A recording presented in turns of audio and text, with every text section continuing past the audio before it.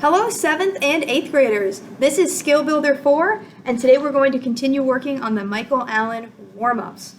Last time we left off on section 3, that's where we're going to pick up today. And this section is called finger patterns.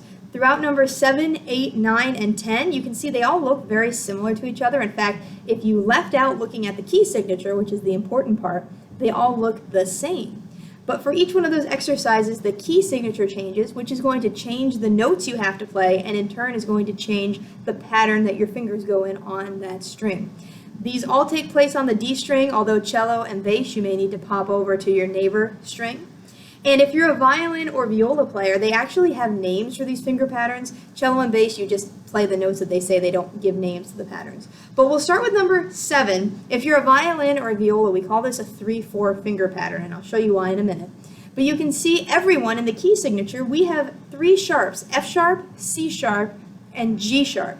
Now if you think to the notes that you might normally play on the D string, F sharp is a normal note that we play very often. It's one of the first notes you learn on your instrument.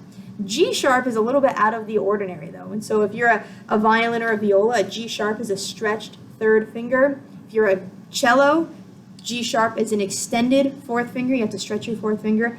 Bass, G sharp is a low 1 on the G string.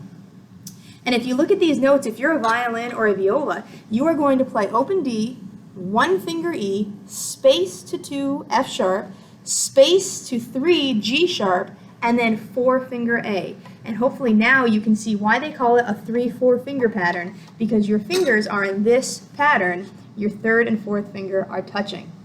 Cellos, you have to do something called extended position. You put your 1st finger down for E, you stretch your 2nd finger and put it where your 3rd finger would normally go, and then that allows you to stretch your 4th finger to get the G sharp. Most of you should be familiar with that already, but that's what the extended position means and looks like. So let's play number 7 together. So 1, 2, here we go. D, E,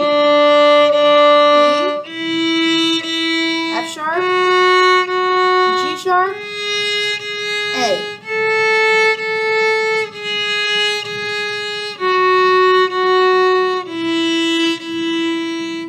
Awesome. So number 8, again, if you didn't look at the key signature, number 8 looks like you'd play it the exact same way. But this time, there are only 2 sharps, F sharp and C sharp. That means you don't have to play G sharp anymore.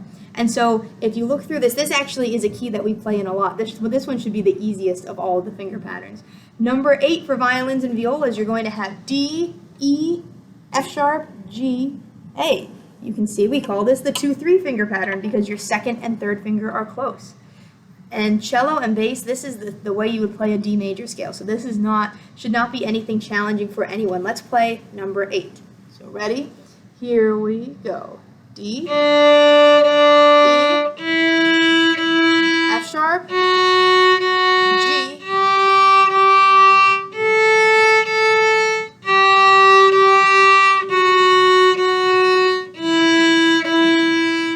and number 9 now, if we look at the key signature, they have canceled out all of the sharps with natural signs, so now everything is natural. We have actually played in this key before too. This is where we have an F natural, and so again, when I say F natural, hopefully all of you are thinking, oh, I remember how to do that. I have done that before. Violins and violas, it's called a 1/2 pattern because now instead of your 2nd finger being close to your 1st finger, it is close to your 3rd finger, it is now close to your 1st finger. Cello, you're going to be using 2 fingers instead of 3 fingers for F sharp because you're playing F natural instead. Bass, you're going to be using 2 fingers for F natural instead of 4 fingers for F sharp, so switching to 2 fingers. And the rest should be pretty simple. So here's number 9. Here we go. D, E, F natural, G,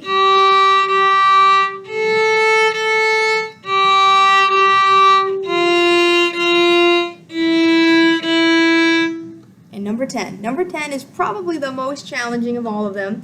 Number 10 is called, for violins and violas, an open pattern. If you look at the key signature, we have 2 flats, B flat and E flat. So when you're thinking about the D string, the note that you should be thinking that's going to be changed in there is the E. We're going to now have an E flat. So for all of us, E is 1 finger on the D string. Every single instrument, E is 1 finger on the D string. To make it a flat, you're going to move your first finger back. And so E flat is a low 1 on the D string. It's called an open pattern for violins and violas because you have a low 1, a space to 2 F natural, a space to 3 G natural, and then a space to 4 A. Open pattern means none of your fingers are touching. Cellos, you actually can do the same extended finger pattern that you did with number 7. You just have moved your hand back a half step. So your low 1, stretch your second finger to where it would normally go, and that will allow you to stretch your fourth finger to G. Otherwise, your hand's going to be all not feeling very well if you do 1, 3, 4. Your pinky really can't stretch that far. And then bass, making sure you catch that low 1 on the D string. The rest, again, is pretty straightforward on bass for this one. Let me play number 10 before we do the whole thing. So starting on D, here we go. E flat, F natural, G, A.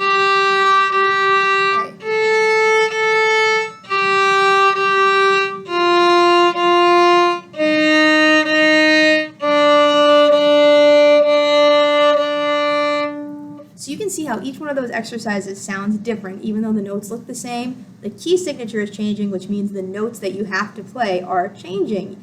And depending on your instrument, your finger patterns change, but if you're violin, viola, you should memorize what those finger patterns are called. So 3, 4, 2, 3, 1, 2, and open.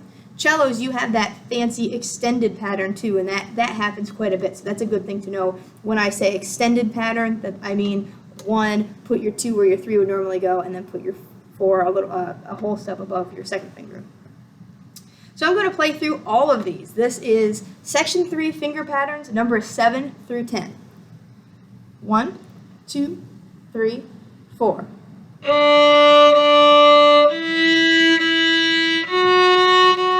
sharp.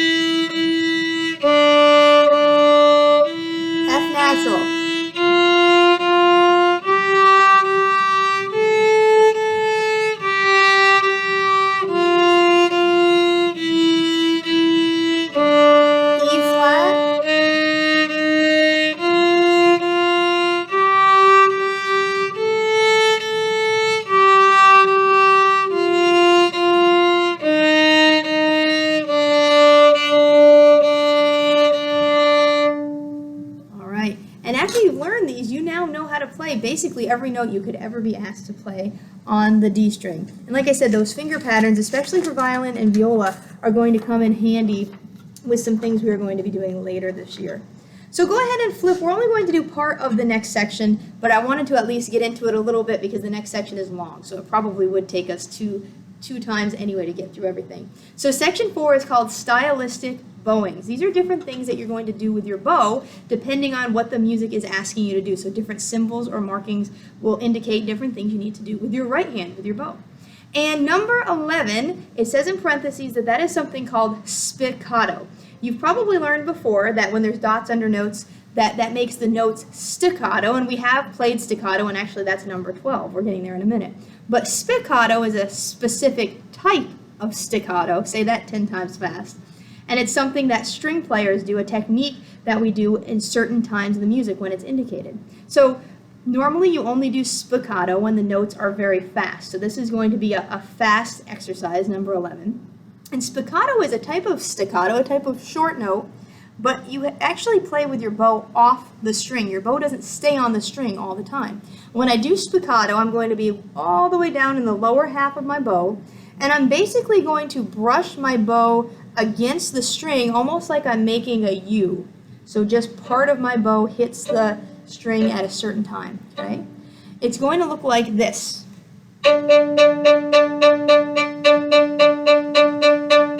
You can see it's really important to be in the lower half. It's very easy to get out of control, almost impossible to keep it controlled if you are in the middle or upper half.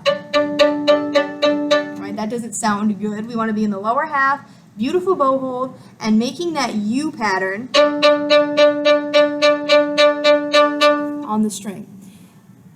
one thing that sometimes people will mess up is they will not make contact with the string enough. They'll almost make it like a V, and so it sounds like this. You want to make sure that there is some contact with the string. Let me get kind of close to the camera so you can see what it looks like. Okay, and this is one that takes practice, so don't be discouraged if you can't do it perfectly the first time. Let me play number 11 for you. There are 8 of every note. Ready? And here we go.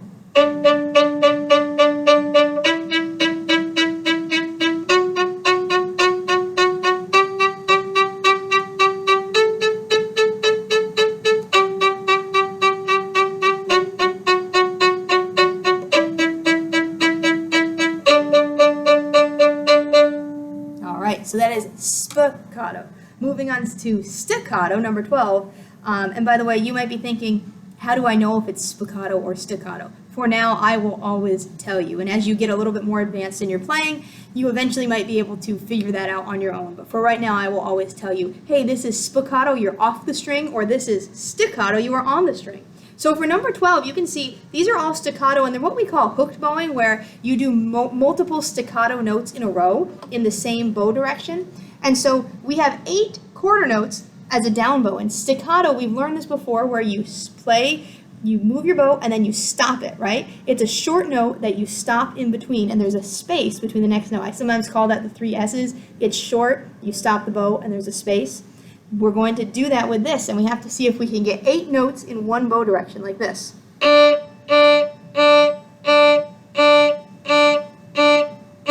That's pretty hard to get 8. In class, we might do 4 and 4, but I'm going to try it with 8 right now. See if you can do number 12 with me, getting 8 notes, 8 staccato notes in each bow, but you have to stop your bow in between each note. Okay, they're going to have to be pretty quiet because you got to save some bow, so you're not going to use a lot of bow here. So ready, and here we go.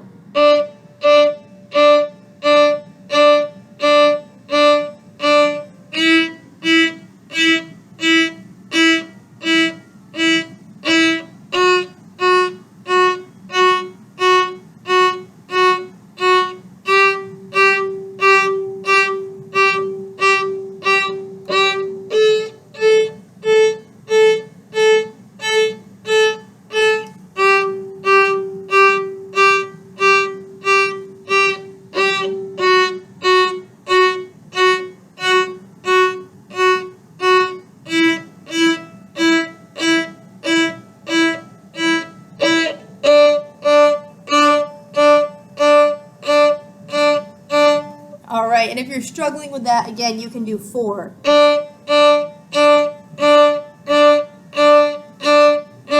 Especially if you don't have a full-size instrument, your bow's a little bit shorter, it's going to be really tough to get 8 in. But do your best. That's a great challenge to see if you can get 8. We're going to do one more, number 13. Number 13 has a retake in it. We should all be familiar with a retake. It means you've just done a down bow, and then you need to do another down bow. So you pick your bow up and bring it back down to the frog to do a down bow. However, this is a different type of retake, and I'm going to show you why and how you would know why. They've marked after the down bow, it's an up bow, but they're actually wanting you to do these 3 notes spiccato, and we do spiccato in the lower half, right? So you're going to do your down bow, and then come up here, go down to the frog.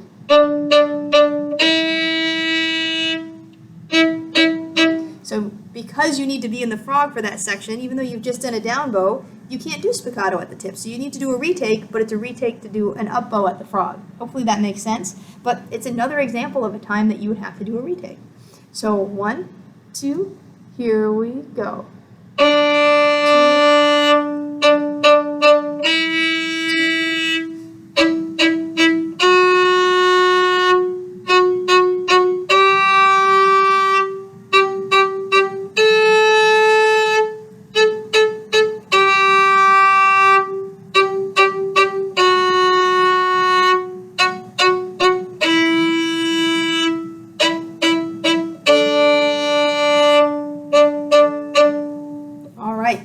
So we're going to stop there with the bowing styles, but we will get back into those next time. So your homework is to make sure you know how to do those finger patterns. That's work with your left hand, right? And then some work with your right hand, doing 11, 12, and 13. we will go over these in class together. Hope everyone's having a great day, and I'll see you next time in class.